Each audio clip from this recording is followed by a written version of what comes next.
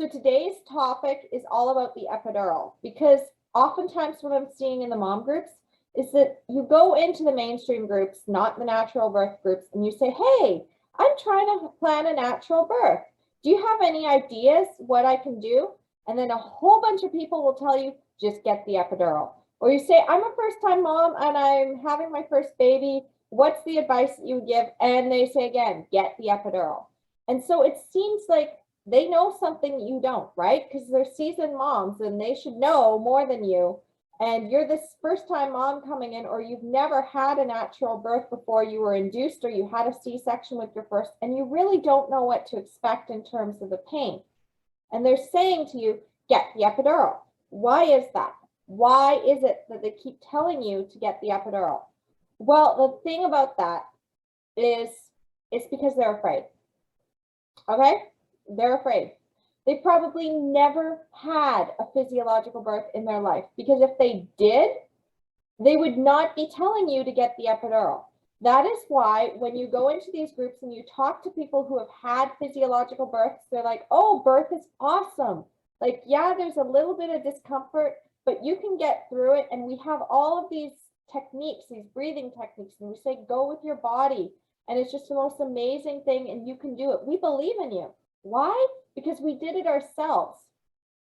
But the reality is we have a very scared birth culture. Our culture is based on fear. What do you see in the mainstream for media? Get the epidural, get the epidural, over and over and over again. And if it's not get the epidural, it's give in to the C-section because you've been in labor for only 15 hours. If you were looking earlier inside of my social media, you might have recognized this. So there's this book, 50 Shades Freed, and at the very end, they have a throwaway 2-page blurb that basically is talking about how Anna ended up having a C-section. And it's all because she was failing to progress. And you have no doubt, like, I'm pretty sure she ended up with the epidural and she was on Pitocin. Like, it's not exactly saying that, but if her contractions have slowed down and they have Pitocin, the chances are it's because she had the epidural, because Pitocin speeds things up. And if it's not speeding things up, that means that the Pitocin's not doing its job, and it's probably not time to be going into labor at that moment. Maybe she was induced. We don't know. We have no idea, because it kind of breaks into the middle of the story. But as a childbirth educator, I can kind of guess that what was going on there. Anyway, the thing is, when you're asking yourself, why are they telling me to get the epidural? They keep telling me this. Do I not know this? Like, do I not know something? Is it going to get worse? And the same thing when you get into the hospital, the nurses will often ask you, they'll say, you know, like, things are just going to get worse. So are you sure you don't want the epidural? Are you sure? Are you sure? And your partner may even be pushing the epidural, and you're wondering, am I not coping? Do I need this? Again, it's fear. It's fear and misunderstanding of physiological birth. So here's the other thing, though. If you go and get the epidural, like all the other moms who are talking to you and saying you should get the epidural, you're now part of the crowd. You're now one of them. And they can continue to feel good about their choice. If you go against what culture and society has told you to do, which is get the epidural, because that's what our culture is all about. It's very anti-physiological birth, very high intervention rate, very high cesarean rate, very high induction rate, very high epidural rate. The reason for that is because if you go against that, then it implies in their mind that you think you're better than them. It's not true, you don't, but that is what happens when someone who didn't actually want the thing, but they chose it to go along with the crowd anyway, and maybe they weren't exactly happy with their birth experience, but they need to justify their choices. So that's what happens, is that they're now going to feel threatened if they realize that actually they didn't need to have that thing. So there's two ways of dealing with that when you realize that actually you didn't have to make that choice. You can either get good and mad at the system, or you can get good and mad at the person who's telling you that actually you had a choice all along. Or you can get good and mad at yourself. But, you know, beating yourself up over and over again isn't that great either. And you don't need to get mad at yourself. The appropriate thing is to get mad at the system and then step into your power and recognize that you could do this anytime you want and that you have to start to say no. But in order to do that, you have to be willing to go against the crowd. You have to be willing to be one of the people on the outside in that group that all the other moms who are saying get the epidural are going to shun. You have to be willing to not be popular. You have to be willing to step away from that. Now, for myself, it was very easy for me to do that because I was used to being ostracized. I was used to being the not cool kid, okay? I was told over and over growing up that I was weird. So for me, being told, oh, well, who do you think you are going against this? Well, I was used to that. But a lot of us in our society, and the fact that our brains are like mammalian brains and we need to be part of a group, that's our society, that's our biological wiring. You are programmed to follow your crowd, your primal tribe, your pack, whatever you want to call it. Monkeys who go off by themselves do not survive. So if you're kicked out of the group, you may not realize that there's another group out there that's going to welcome you. So you're thinking, I'm now all alone in this. And that's why this is so important to have a community, the right support around you, to be able to find that. If you don't have that in your life, if you don't have that in your family, if you don't have that among your friends, if you're not finding it in a particular mom group, you need to be able to trust that other people are doing it. Other people are out there. That's why we share our stories. That's why we continue to teach about physiological birth and why we're willing to stand up and say it, even if we know that a bunch of people are going to come down on us. So I knew when I went into the mom groups, I knew what was going to be waiting for me. I knew that when I said, actually, the epidural is not that great, and actually there's a whole bunch of risks and you don't need to have it, I knew that the mom hive was going to swarm. I knew that.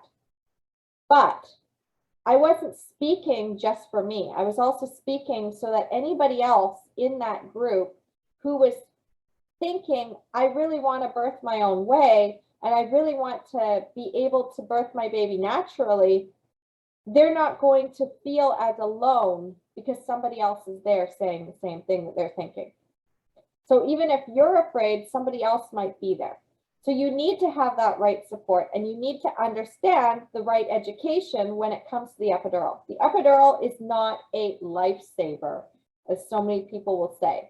And this is something in our culture. If you go into, say, for example, I was at a baby shower years ago for my sister-in-law, and they had this like candy game thing where you had to basically take the words of the different candies and match them to the medical stuff. And of course, I didn't want to participate.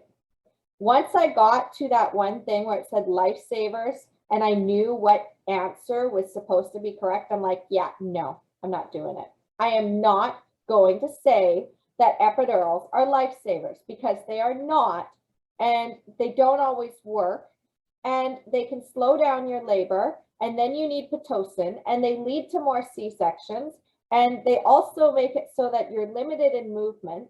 An epidural is a tool. It is not something that you want to be just doing just because everybody else does it. It is not a be-all, catch-all, pain-free birth.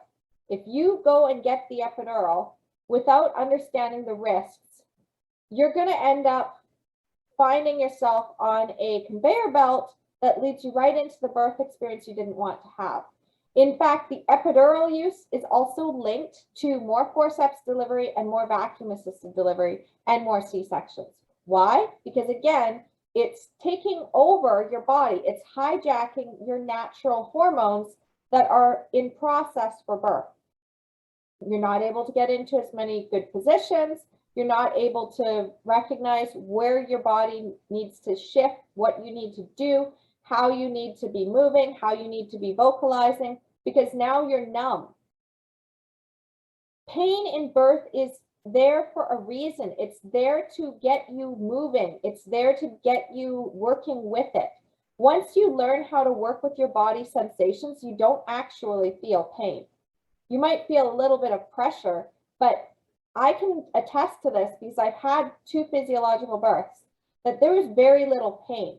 The only reason I took the gas in the hospital wasn't to get away from the pain. It was to get away from the actual environment. It was to get myself high so I would forget that there was a nurse hovering above me. It was taking me to that other realm. When I was at home, I could get into that trance on my own. And again, I was able to work with my body sensations, and I knew when the waves were coming up. I knew when the sharp peak was, and I knew that through that, I needed to either do a little bit of pushing or a little bit of vocalization, or I needed to do something else, keep my mouth open, whatever it was that my body was signaling for me to do, I rode that wave. And as I rode that wave, the pain was gone. But in society, of course, it's not just our media that says you need to get the epidural, and it's not just the mom groups that say it. A lot of doctors and nurses say it. Why? It makes their job easier. Yeah, I said it. The reason they want you to get the epidural is because it's going to make their job easier. Because if you get the epidural, you're in the bed, and then you're on the fetal monitor, and they can go back to the nurse's station, and they can just watch you on the monitor. And then if your contractions slow down, well, they can just run Pitocin. And if it gets to the point that the Pitocin is stressing out your baby, well, they can just give you a C-section. And then they can convince you that the reason you had that C-section was because something was wrong with your labor and they saved you. See, I told you. I told you I was going to tell you the truth here. And it's not the truth that you get in a lot of the mom blogs, and it's not the truth that you get in a lot of the mom groups, because the fact is that they don't want you to know that. They don't want you to know that the epidural carries risks. That's why there's so many articles out there where they try to challenge the actual evidence and say, oh no, an epidural doesn't increase your C-section rates. An epidural doesn't make it so that you have more forceps delivery, and they try to debunk that evidence. And they'll say, oh no, your back pain is just because you were pregnant, and that's why you have it. It has nothing to do with that epidural that we pressured you into. An epidural is a lot better because then you can tolerate the vaginal exams that we say you need, even though you don't actually need them. And the fact is, an epidural also makes it really easy for us to top it up, turn it into a spinal, and then give you a C-section. This is why, back during the start of the pandemic, there was actually a letter that came out in the Ontario midwives. They were warning people because this hospital out there had decided that every single person who came into the maternity ward to give birth had to have an epidural placed, just in case. They said, we are committed to safety, and because it takes too long to put on the protective gear for COVID, we want everybody to have an epidural. So anybody who does not want the epidural needs to birth elsewhere. Well, first of all, that's freaking illegal. And second of all, it's major coercion. But anybody who wasn't a client of the midwives who understood informed consent was likely going to be told, oh, you have to have an epidural because it's policy, and they would have just gone along with it. So how many people were actually pressured into having the epidural? Like, yes, we speak out about this stuff. Yes, we try to get the word out, but the mainstream society is still telling you over and over and over again, get the epidural, and your doctor is telling you, get the epidural, and the nurses are pushing the epidural, and you're wondering, am I crazy to go and have a natural birth when everybody else is getting the epidural? You're not crazy. You're woke, okay? You're woke as fuck. I'm not even going to sugarcoat it. You're woke as fuck if you realize that you don't actually need the epidural. You're woke as fuck if you realize that you don't actually need them to tell you how to birth. When you step into your physiology of birth, when you step into your power, when you decide not to have that epidural, that threatens the whole system. Okay, that threatens the whole thing. Because the more of us who decide not to have the epidural, the more of us who decide to have a physiological birth, then those stories get told more. And then you recognize, oh, wait a minute. What do you mean I'm not allowed? Well, I'm just going to go to a different hospital, or I'm just going to birth at home. I'm just going to come in pushing, and you're just going to deal with it, and I'm going to decline every single thing. And if you try to touch me, well, that's assault and battery. Like once you step into your power, all of our options open up. Because suddenly you start to see things in a new way. You're no longer seeing what you're allowed to do. You're no longer asking your care provider, hey, I'm newly pregnant, what are my options? Instead of doing that, instead of asking for permission and what your options are, and what your options are in terms of pain medication, instead of doing it that way, and instead knowing right when you come in what you will and will not accept, that opens everything up. Because if you just ask somebody else what the options are, they're just going to tell you what they're willing to give you. They're not going to tell you everything. And that's why you need to have independent childbirth education, and you need to have the right education. And if you would like to know more about the epidural, as I said, I want to be able to get into this, but we're almost at time. You want to pick up this book, The Thinking Woman's Guide to a Better Birth. This book has not only a whole chapter on the risks and benefits and alternatives of the epidural, but everything that you could think of: routine vaginal exams, episiotomy, cesarean, electronic fetal monitoring. Like, she's got everything in here. This was written back in the 90s, but it's still incredibly relevant today. And it's one of my favorite books to give my clients. So as I said, the reason they want you to have the epidural is because they're afraid, and they also want control. So the system wants control and they're afraid. And the moms who are telling you to get it are because they've never experienced a physiological birth and they're afraid. And they also are afraid that their choice was actually not right, that maybe they could have done it if they had had more support, if they had known more, but they are not ready yet to admit that they were screwed over. So instead, they want you to just follow along with the crowd, because then it makes them feel better. But you're your own person, and you need to step out of your fear. You need to recognize that the culture that we are in is one of fear, and that's influencing your choices, and that you can step away from that and you can be your own person. All right. So I've talked enough for today, and I will see you soon. Okay? Bye.